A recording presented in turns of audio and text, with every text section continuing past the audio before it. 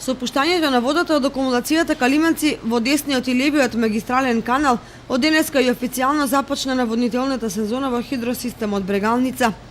На стартот на наводнувањето во неголемото вештачко езеро во Источна Македонија се евидентирани околу 70 милиони кубици вода.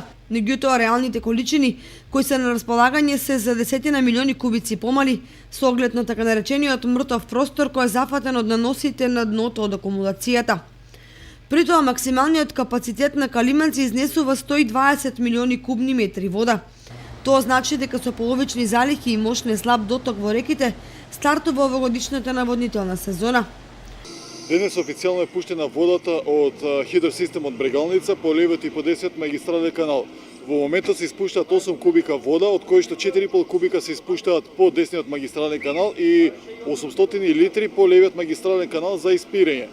Од 4,5 кубика во десниот магистрален канал кои што се пуштени, 4 кубика се за оризовите полиња, а само 5 кубика се испуштаат до Свети Николе за испирење на каналот.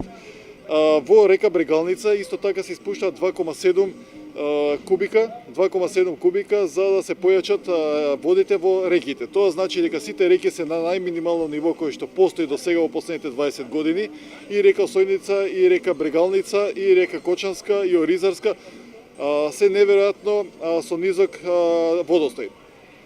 Тоа значи дека моравме да пуштиме вода и во реките за да може да се појача водата за сеење на оризовите култури.